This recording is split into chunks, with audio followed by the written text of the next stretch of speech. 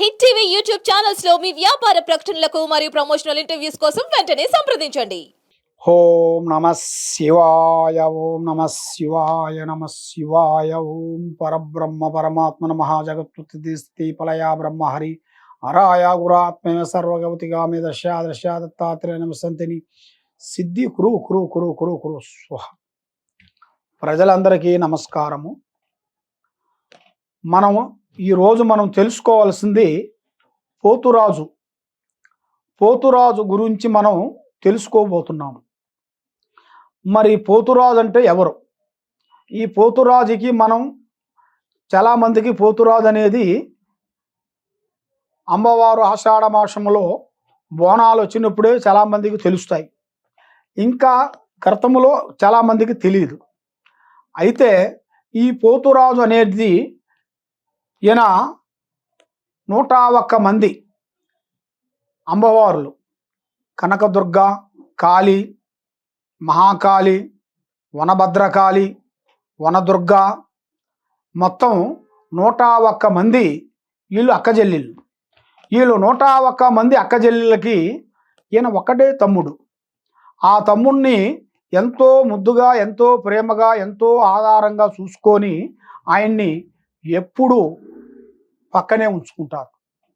ఆయన పోతురాజు గారు మరి ఆయన ఉగ్ర రూపం చాలా పెద్దగా ఉంటుంది.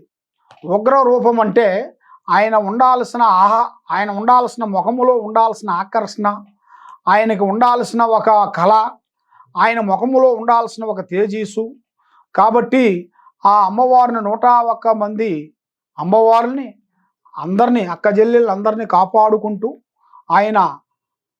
ఆయన డ్యాన్స్ వేసుకుంటూ, ఆయన కొమ్ము డ్యాన్స్ వేసుకుంటూ, ఆయన చేయాల్సిన చండ్రకోల తీసుకొని ఇటు వచ్చిన శక్తులని పారదోలుతుంటాడు.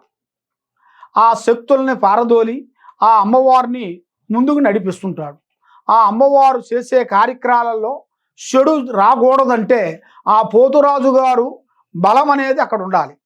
ఆ పోతురాజు గారు బలం ఉండాలంటే ఆ పోతురాజు గారు వల్ల అవుతుంది. అది ఈ 101 మంది అక్కజెల్లిళ్ళు వీళ్ళందరినీ కాపాడుకుంటూ వస్తున్నాడు. ఆయనే పోతురాజు. కాబట్టి ఈ పోతురాజుకి మెయిన్గా స్పెషల్గా మనం చేయాల్సింది ఏమిటంటే ఆయన రూపకం అనేది మనం ధరించుకొని చాలామంది చేస్తుంటారు. కాబట్టి మరి ఆయన రూపకంలో మనం చేసిన దానివల్ల మనకి ఏమన్నా శుభ ఫలితాలు ఏమన్నా ఉన్నాయా, లేకపోతే ఆయన్ని వేసుకున్నంత వరకు మనకి బాగుంటుందా? కొంతమంది ఆ రూపకం వేసుకోవాలంటే భయపడతారు.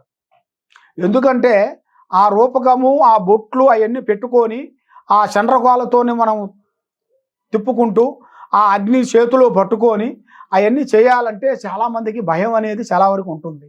కానీ అది అందరి వల్ల కాదు.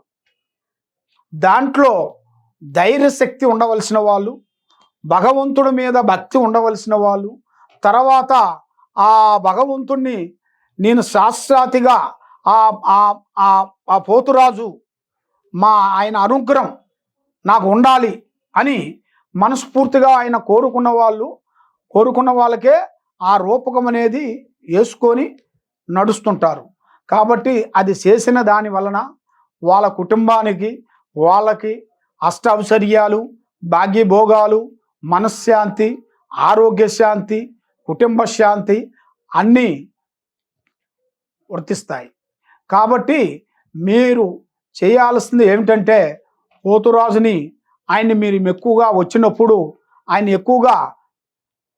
ఆయనకి నీళ్ళతో, బిందెల నీళ్ళతోని, యాపాకులతోని, పసుపు కుంకుమతోని, అగరబత్తులతోని, తర్వాత కర్పూరంతోని ఆయన్ని పూజిస్తే మీ కుటుంబంలో శుభాలు, విజయాలు, మనశ్శాంతి, ఆరోగ్యము, చేయాల్సిన కార్యక్రమాలు అన్నీ మీకు శుభంగా జరుగుతాయి.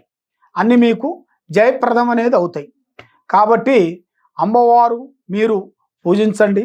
తర్వాత మెయిన్గా ఆ పోతురాజుని మీరు మనస్ఫూర్తిగా మీరు మనసులో అనుకొని ఆ విధానంగా మీరు చేసిన వెడల మీకు కష్టాలన్నీ తొలగిపోయి దరిద్రాలు తొలగిపోయి మనశ్శాంతి ముందుకొచ్చేసి చాలా ఆర్థికమైన బాధలు పడుతున్న వాళ్ళు, ఉద్యోగంలో బాధపడే వాళ్ళు, వ్యవసాయంలో నడమని వాళ్ళు, కుటుంబంలో విద్యలో విదేశాల ప్రయాణాలలో కొన్ని సమస్యల్లో ఉండవలసిన వాళ్ళు కూడా మంచి మార్గము, మంచి మంచి మంచి విధానాలు తప్పకుండా జరుగుతాయి.